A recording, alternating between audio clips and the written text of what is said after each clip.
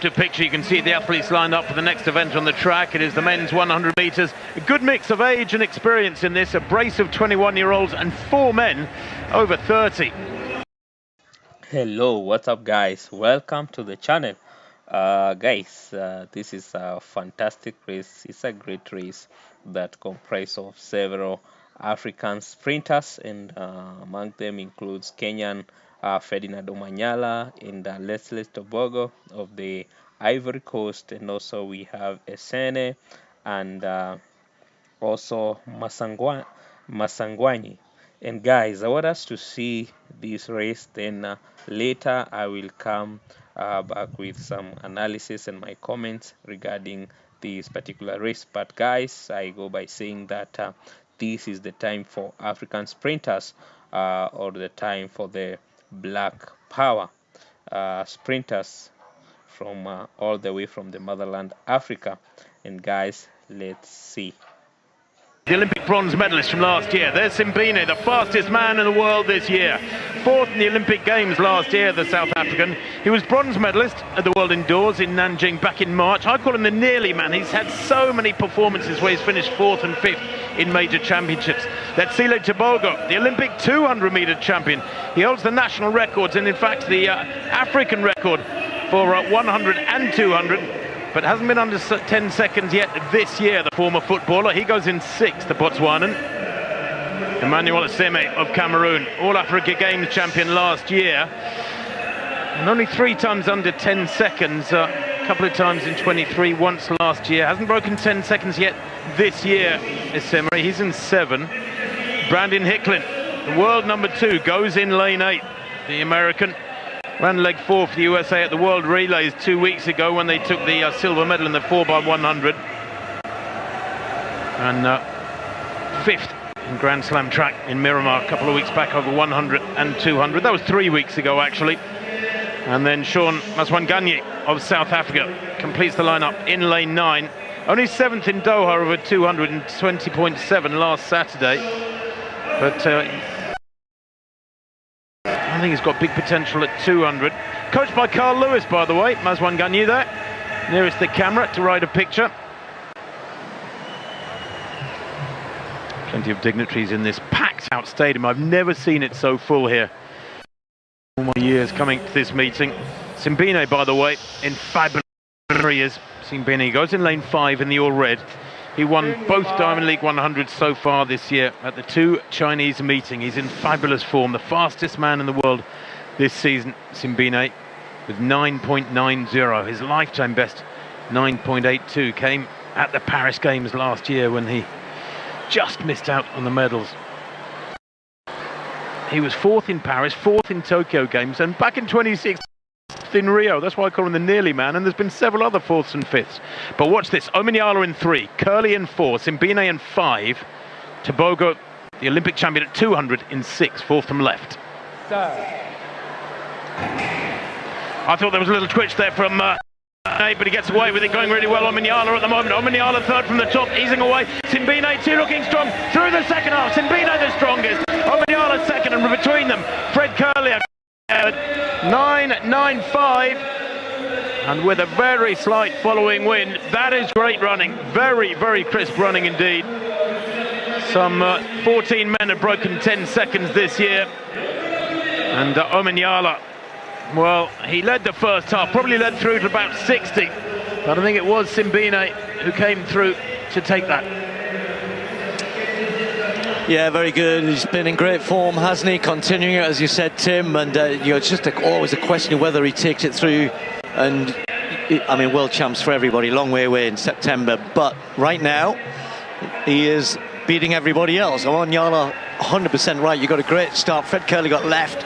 Tobogo looked a little bit lethargic for me, and just adds to what I didn't think was a great run necessarily in Doha. This 200 his best event, obviously, but he's normally better than this. Just doesn't look sharp at all, Tobogo. So this point though, Sabine has just got that momentum. Curley comes back into it over the last 20 meters, but Simbine, the more all-rounded sprinter at the minute, just gets up to good speed fairly quickly, maybe not out of the blocks as quick as Omanyala. We know how fast he is over that first 20-25 meters, but never manages to quite maintain in the same way that his African counterpart did. So South Africa cheering on Simbine, I'm sure. 9.95, just a hundredth outside the meeting record. Yeah, but winning by a tenth of a second, that's a good meter at the standard these fellas are running at. Hey guys, welcome back to this YouTube channel. And guys, as I am saying, is that this is the time for African dominance. Guys, we know it is season 2025, it is September, and the Tokyo 2025 is here. And guys, we have been seeing a lot of excellent performance by African countries, and I am so proud of my country, Kenya, in the performances that they have had, or they on the way they are excelling in the middle distance races, like the 300 meters and the 1,800 meters. But guys, before that, let me just show you, or let us just look at what also African boys are doing when it comes to sprinting. And they are making a statement to the United States of America. They're also making a statement to Jamaica, that we also can do it, the African boys. In this, we have Akani Simbine and my countryman Ferdinand Omanyala, and they dismantled the USA powerfully in this controlled performance. Guys, Simbine, the seasoned competitor with years of consistency at the global stage, surged ahead to claim victory in this race with a 9.95 seconds, while Omanyala, guys, known for his explosive starts and raw strength, followed closely in 10.05 seconds. Guys, my hope and ambition is to see my countryman Omanyala clocking a time of under 10, and that will be a great thing for Africa. Remember, there was a time he was African fastest man, but he has been overtaken by the likes of Leslie Tobago and also Akani Simbine. And guys, from the start, the Americans know are known for their depth in the sprinting. And guys, they were expected. They were the favorites. They were everyone's, everyone's targeted winner. But Simbine executed a near perfect race, combining a crisp reaction time with smooth acceleration phase. By 60 meters, his upright running form a seamless transition into top speed placed him decisively ahead. His experience in high-pressure finals was evident. He stayed composed while the Americans tried to close the gap, finishing with polished stride that underlined his reputation as Africa's most consistent sub-10 sprinter. This race has also made him, or has given him the opportunity to prove his performances as a sub-10, and that is what I am saying. I am also hoping that Omanyala will join that category soon. And him, on the other hand, Omanyala brought in his trademark explosiveness. Out of the blocks, he was leveled with the Americans, but his raw power carried him through the drive phases with unmatched intensity. Though his top end speed is slightly less refined than Simbine's, his determination and physical dominance ensured he maintained second place with 10.05 seconds. And the guys running past the American sprinters who could not keep pace in the final 30 meters. And this performance, guys, reinforced his status as one of the strongest starters in the world and Africa's new sprinting powerhouse.